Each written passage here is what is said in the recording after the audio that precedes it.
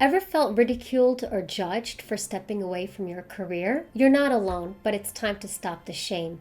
In this video, we're going to talk about career break shame, why it exists, and how you could turn it around and be confident despite your break.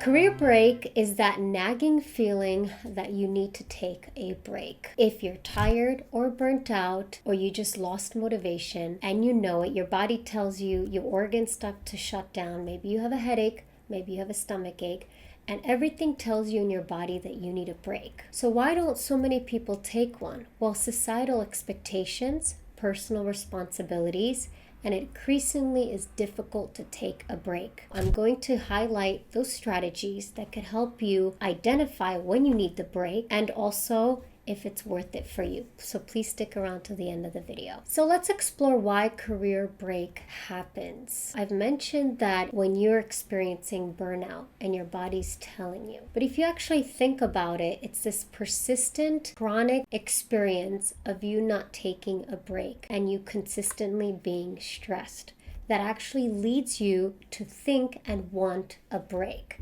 Now, it's not the break you get on the weekends for taking a 2-day rest. No, it's that break where you want to check out for long periods of time. And in our society, we have rapidly changing pace and everything is more convenient, more digital, more transactional, and more we want to take that break. And it's okay. What happens when you take that break? Your significant other's not happy, though they're supportive, but they're not happy. Your community is asking you what's wrong with you. You may not always have access to mental health professionals and you feel isolated. Despite being in a relationship, you feel isolated. Despite being in a community, you feel isolated. And let's be honest, at work, just because you approach your HR manager or your boss doesn't mean you'll be supported and they'll promote you taking a break. It's like going on a sabbatical when you're a teacher in college. You could take a few years off and work on research, take a nice break. That's great, but if you're not in academia, it's difficult to do. Something else happens when you want that break. You have this internal pressure to please your significant other or your community, and you put yourself last, but you're the goose that's producing the golden eggs, so there's no way you should put yourself last. If people depend on you financially, then they're dependent on your success. If you take a break, that's great. Let's say you wanting that break, but before you get to that break, you're burnt out. Then everything around you falls apart because people are responsible for your success and you are responsible for taking care of them. Let's say you're the primary caretaker. Just because you're taking care of someone else doesn't mean you can't ask for a break. How does career break shame impact you? Well, emotionally, it lowers your self-esteem because when you had a goal in your job, if that was your goal to work, you were able to keep going. But when you take a break, you lose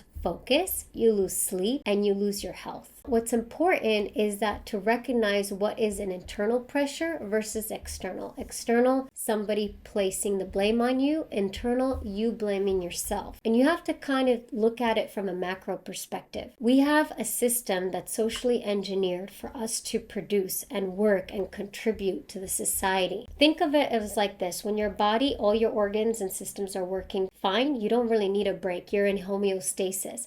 And when you're in a consistent pace contributing to society, you don't need that much time off. When you're constantly ignoring your needs, you got to put those brakes on your pedals. You have something called FOMO, fear of missing out. You may feel that when you take a break, you'll miss out on activities, social opportunities, income stream opportunities. Not so much. You actually, during this time of taking a break, something fun happens. You go into introspection, you reflect. Now, when you're in the hamster wheel and working, and not taking a break, you cannot reflect. How do you know where to go if you're in the muck? So it's really important to take this period, long extended periods of introspection. I did that for a few years after I sold the shares of my company, New Economies. I ended up taking a 2-year break, writing books, working as a ghostwriter, and then I went to launch a ghostwriting agency and I found happiness. To this day, while I'm working, running my agency, I still take breaks. I sometimes schedule content on my YouTube channels 2-3 weeks out so I can take a break. And you don't want to get to the point of burning out on something something that you absolutely love. So hear me out. What if I told you that career break shame actually doesn't exist? Like, what if I told you that it's something you manufacture? Because if you justify the break as an opportunity for personal development, as an opportunity to enhance your skills, then it's not shameful. But if you justify it as I failed, then you're inviting shame. Failure doesn't exist. It's just a pause. It's a readjustment of priorities. It's a creating a more sufficient way to get to the goal that you want. So if you really think about it, a break is just realignment. It's creating new alignment. That's how I like to look at it. What are some of the strategies that you can adapt during this period that you're feeling ashamed? Well, number one,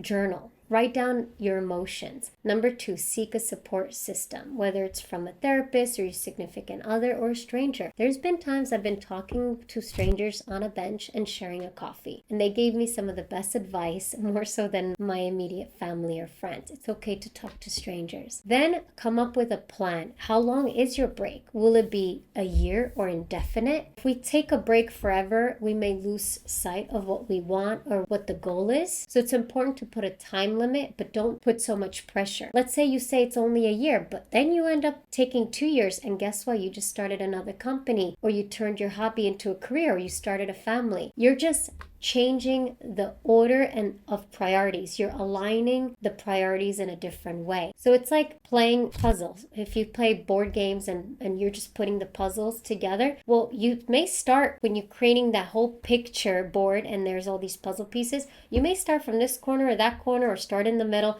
There's no right way to take a break, and there's no wrong way to take a break. It just is a break. That's it. You didn't fail. You're just adjusting. All the stuff I talk about here on this YouTube channel has to do with becoming a better person. It's not just in your work, it's also in your life. And it's important to reflect and be introspective to improve. You can't improve if you're just running around. You must take time for yourself, even if you don't have the time. If it's just 10 minutes in the day, that's fine. If it's 2, 3, 5 hours, even better. But sometimes our jobs and our relationships are demanding, and in families, and we can't take long periods break.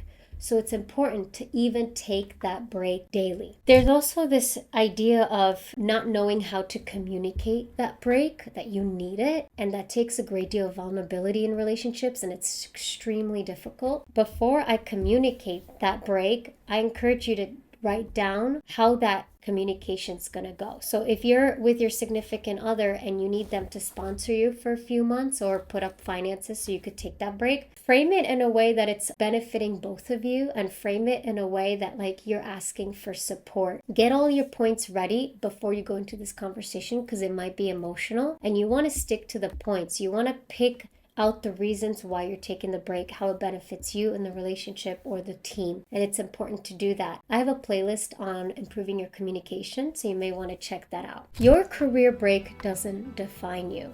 It's what you do during the break that does. In the next video, I'm going to talk about you becoming the biggest opportunity for securing your future. When you invest in yourself, you create more opportunities for yourself. And I'm going to show you in the next video how to invest in yourself and how to take you seriously. Whether you're starting a company, building your personal brand, or taking time off, it's about you so that everybody around you can benefit and create a win-win situation. As always, do the best that you can every day.